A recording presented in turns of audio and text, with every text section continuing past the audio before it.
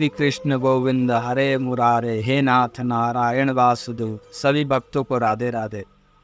पुरुषोत्तम मास की कमला एकादशी का महात्म्य। युधिष्ठिर ने पूछा, भगवान, अब मैं श्री विष्णु के व्रतों में उत्तम व्रत का, जो सब पापों को हर लेने वाला तथा व्रती मनुष्यों को मनोवांछित फल देने वाला हो, श्रवण करना चाहता हूँ। हे जनार्दन, पुरुषोत्तम मास की एकादशी की कथा कहिए। उसका क्या फल है और उसमें किस देवता का पूजन किया जाता है? प्रभु, किस दान का क्या पुण्य है? मनुष्यों को क्या करना चाहिए? उस समय कैसे स्नान किया जाता है और किस मंत्र का जप होता है? कैसी पूजन विधि बताई गई है? पुरुषोत्तम मास में किस अन्न का भोजन उत्तम है? भगवान श्री कृष्ण बोले, राजेंद्र, अधिक मास आने पर जो एकादशी होती है वह कमला नाम से प्रसिद्ध है। वह तिथियों में उत्तम तिथि है।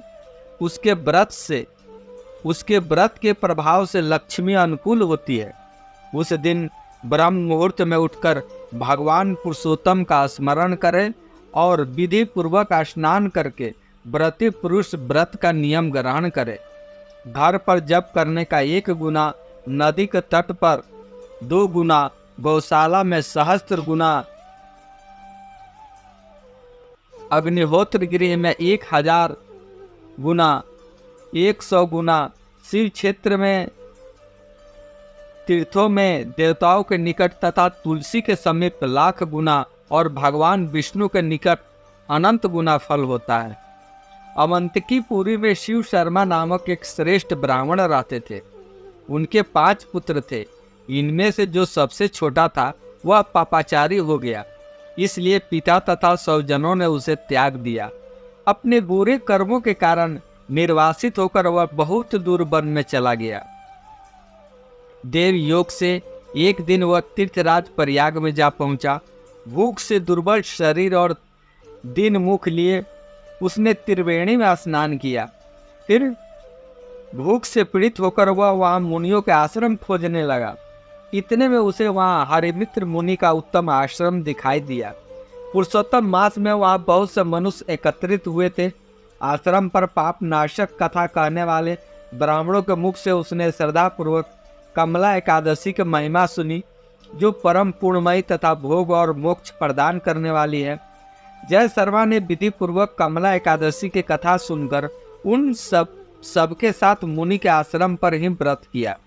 जब आधी रात हुई तो भगवती लक्ष्मी उसके पास आकर बोली, ब्राह्मण, इस समय कमला एकादशी के व्रत के प्रभाव से मैं तुम पर बहुत प्रसन्न हूँ और देवाधिदेव श्रीहरि की आज्ञा पाकर वैकुंठ धाम से आई हूँ। मैं तुम्हें वर दूंगी। ब्राह्मण बोला, माता लक्ष्मी, यदि आप मुझ पर प्रसन्न है तो वह व्रत बताइए जिसकी कथा वार्ता में साधु ब्राह्मण सदा संलग्न रहते हैं। लक्ष्मी जी ने कहा, ब्राह्मण, एकादशी व्रत का महात्म्य श्रोताओं के सुनने योग्य सर्वोत्तम विषय है। यह पवित्र वस्तुओं में सबसे उत्तम है। इससे जो स्वप्न का नाश तथा पुण्य की प्राप्ति होती है, अतः इसका यत्न पूर्वक श्रवण करना चाहिए। उत्तम पुरुष श्रद्धा से युक्त हो 1 या आधे श्लोक का पाठ करने से महापातकों से तत्काल मुक्त हो जाता है। जैसे मासों में पुरुषोत्तम मास, पक्षियों में गरुड़ तथा नदियों में गंगा श्रेष्ठ है, उसी प्रकार तिथियों में एकादशी, समस्त देवता आज भी एकादशी व्रत के ही लोभ से भारतवर्ष में जन्म लेने की इच्छा रखते हैं। देवगण सदा ही रोग शोक से रहित भगवान नारायण का पूजन करते हैं।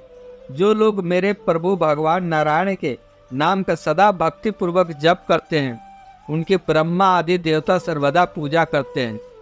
जो लोग श्री हरि के नाम जप में संलग्न हैं, उनकी लीला कथाओं के कीर्तन में तत्पर हैं तथा निरंतर श्री हरि के पूजा में प्रवृत्त रहते हैं, वे मनुष्य कलयुग में कृतार्थ हैं। यदि दिन में एकादशी और द्वादशी तथा रात्रि बीतते बीतते त्रयोदशी आ जाए तो उस त्रयोदशी के पारण में 100 यज्ञों का फल प्राप्त होता है। व्रत करने वाला पुरुष चक्र सुदर्शनधारी देवाधिदेव श्री विष्णु के समक्ष निम्नलिखित मंत्र उच्चारण करके भक्ति भाव से संतुष्ट चित्त होकर उपवास करे। वह मंत्र इस प्रकार है। एकादश्या निराहारा स्थित्वाम हरे हनि वक्ष्यामि पुंडरीकाक्षम शरणम में भवाचयुत।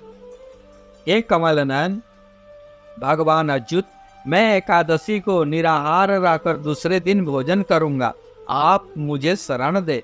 तत्पश्चात व्रत करने वाला मनुष्य मन और इंद्रियों को वश में करके गीतवाद नित्य और पुराण पाठ आदि के द्वारा रात्रि में भगवान के समक्ष जागरण करे।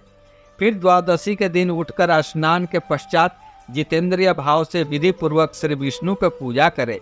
एकादशी को पंचामृत से जनार्दन को नहलाकर द्वादशी को केवल दूध में स्नान कराने से श्री हरि का सायुज्य प्राप्त होता है।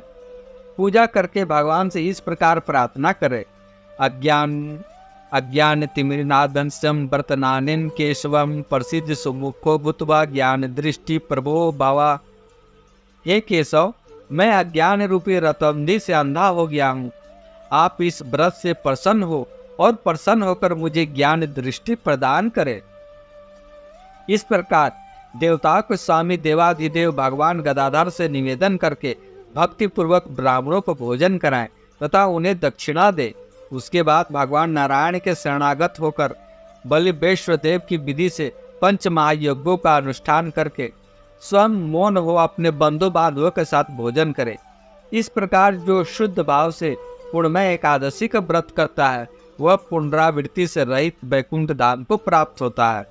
भगवान श्री कृष्ण कहते हैं, राजन, ऐसा कहकर लक्ष्मी देवी उस ब्राह्मण को वरदान दे अंतर ध्यान हो गई। फिर वो ब्राह्मण भी धनी होकर पिता के घर पर आ गया। इस प्रकार जो कमला का उत्तम व्रत करता है तथा एकादशी का दिन इसका महात्म्य सुनता है वह सब पापों से मुक्त हो जाता है।